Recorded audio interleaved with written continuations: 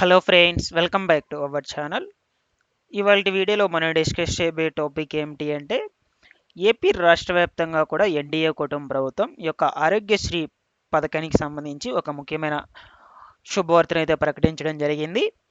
So దానికి సంబంధించి మనకు ఈ యొక్క ప్రీమియంను బీమా సంస్థకు చెల్లించే విధానాన్ని అయితే కొత్తగా తీసుకురావడం అయితే జరిగిందనమాట. సో దీని గురించి కొంచెం బ్రీఫ్గా అయితే ఎక్స్ప్లెయిన్ చేసుకుందాం ఈ యొక్క ఆరోగ్యశ్రీ పథకానికి సంబంధించి. ఓకేనా? వీడియోను ఎండ్ వరకు చూసేసి మీకు నచ్చినట్లయితే ఒక చిన్న లైక్ చేసి నన్ను సపోర్ట్ చేయండి. అలాగే మన యొక్క ఛానల్ సబ్స్క్రైబ్ అనేది చేసుకొని బెల్ ఐకాన్ అయితే ఆల్ అనే దాన్ని ఆన్లో అయితే పెట్టుకునేయండి. ఇక లేట్ చేయకుండా డీటెయిల్స్లోకి అయితే వెళ్దాము. సో మనకు ఈ యొక్క కూటమి ప్రభుత్వం ఆరోగ్యశ్రీ పథకంపై ప్రభుత్వం కీలక నిర్ణయం అయితే ప్రకటించడం జరిగింది. సో బీమా విధానంలో మనకు ఎన్టీఆర్ వైద్య సేవ ఆరోగ్యశ్రీను అందించేందుకు ప్రభుత్వం కసరత్తు అయితే చేస్తూ ఉంది. సో ఒక్కొక్క కుటుంబం తరపున మనకు 1700 నుంచి 2000కు ప్రీమియంను బీమా సంస్థలకు చెల్లించాల్సి రావచ్చని అధికారులు అంచనా వేశారు. సో దీంతో మనకు ప్రభుత్వంపై ఏడాదికి 3000 కోట్లు భారం అయితే పడుతుందని తెలుస్తోంది. సో కాబట్టి మనకు ప్రస్తుతం ఆరోగ్యశ్రీ పరిమితి చూసుకున్నట్లయితే 2 లక్షలు ఇస్తామంటూ కూటమి ప్రభుత్వం అయితే తీసుకురావడం జరిగింది. సో ఇక బీమా పరిమితి చూసుకున్నట్లయితే 2.50 లక్షలు అంటే 2,50,000కు అయితే ఉంటుందన్నమాట. ఓకేనా? సో ఈ యొక్క రోగి వైద్యానికి సంబంధించి ఆ మొత్తం దాటితే సర్కారు చెల్లిస్తుందని తెలియచేయడం అయితే జరిగింది.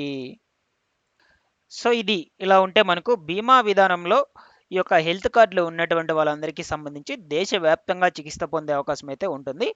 సో ప్రభుత్వం మనకు ఎంపిక చేసిన బీమా కంపెనీ ద్వారా సేవలు అందుబాటులోకి అయితే వస్తాయట. సో ఆసుపత్రికి మనకు నేరుగా బీమా కంపెనీకి సమాచారం ఇచ్చి అవసరమైన వారికి చికిత్స అయితే అందిస్తుంది. నెక్స్ట్ ఇకపోతే బీమా కంపెనీ నుంచి మనకు ఆసుపత్రికి సంబంధించి చికిత్స మొత్తం అవుతుంది.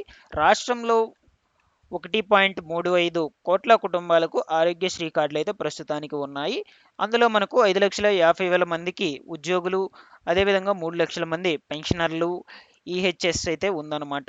అందులో చూసుకుంటే కేంద్రం నుంచి అమలవుతున్న ఆయుష్మాన్ భారత్ సేవలను కూడా పరిగణలోకి తీసుకొని కొత్త విధానం ఖరారు దిశగా అయితే ప్రభుత్వం అయితే అడుగులైతే వేస్తుంది. సో కాబట్టి మనకు ఈ యొక్క ఆరోగ్యశ్రీ పథకానికి సంబంధించి కూడా కొంతమందికి మాత్రమే పరిమితి అయితే పెట్టడం అయితే జరుగుతుందన్నమాట. ఉద్యోగస్తులకు సంబంధించేటువంటి వారు ఎవరికి కూడా నాకు తెలిసి.